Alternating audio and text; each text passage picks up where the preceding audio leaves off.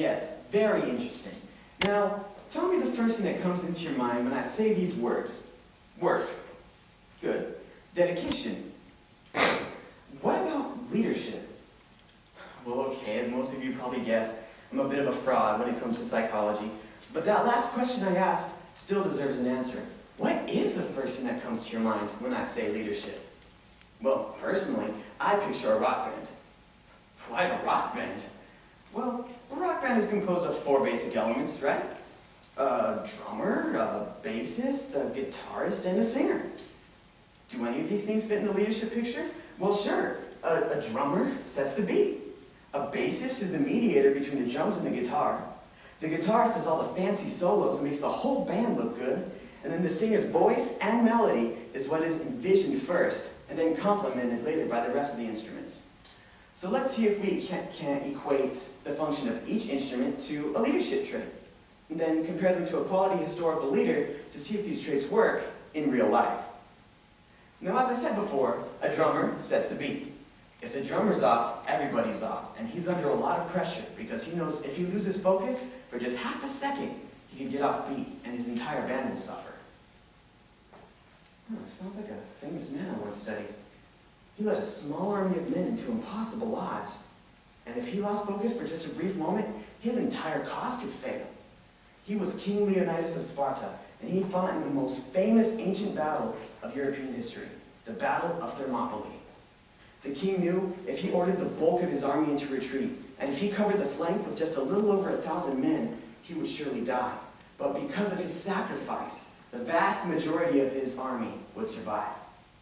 Even with impending defeat, the king set the beat and fought more ferociously than any of his men, and because of it, when he died, his followers were so inspired, they continued until not one was left standing. A sad story, true, but it proves that King Leonidas was a real drummer. Now let's move on to equality of the bass. As I said before, the bass is the mediator between the drums and the guitar. How? Well, the bass follows the drums with its own steady beat, but it also plays with the guitar the core notes of the song. And believe it or not, this versatile instrument can be easily connected to the skill of communication, which is vital for a good leader. Without the skills to effectively communicate and mediate, a leader cannot hope to effectively lead his followers. Well, that's all good in theory, but does it work in real life? Well, we only have to go as far as Martin Luther King Jr. to find the answer to that question. King was the mediator between the ill-treated blacks and the privileged whites. He went so far as to meet with the white president Lyndon Johnson about equal rights. His leadership stopped a potentially bloody internal war. Evidently then, Martin Luther King Jr. had amazing bass playing skills. Now in this little band we've set up so far, we have a beat and a bass, but we're missing an instrument. Well, with his steady power chords and his amazing little solos, let's welcome Mr. Guitar. Even though the guitar is often responsible for the awe that people feel when they think of a band, it's usually the band as a whole that gets the credit. And this, believe it or not, is a very good trait for a leader to have. You don't believe me? Imagine a leader who, though it takes the whole team to accomplish something, tries to take all the credit for himself. But on the other hand, imagine a leader who knows his team is very important, so he tries to make them look good. And in turn, he proves his own worth.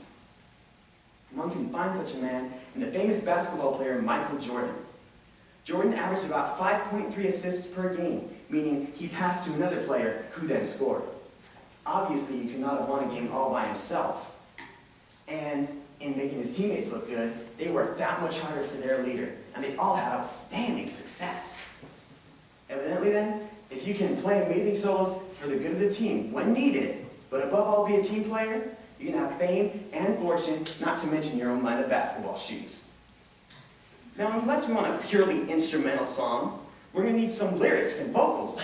In fact, most artists tend to write the lyrics and vocals first, and then add an arsenal of instruments that they have at their disposal to complete the song. And the same should be said about leadership. Leaders must first envision their goals, then utilize all available resources needed to complete it. The perfect example can be found in the controversial president, Andrew Jackson. Jackson dreamed of paying off the national debt, so whenever Congress would draw up a bill that required large amounts of money, he simply stamped on that veto and continued on his way. To this day, he is the only U.S. president to completely get rid of the national debt. Clearly then, when it comes to leading, Jackson truly led his band with strong lyrics and strong vocals. Now try to imagine a song without any of these factors. Each instrument adds something very important, and taking just one away would make the whole song seem incomplete. Right?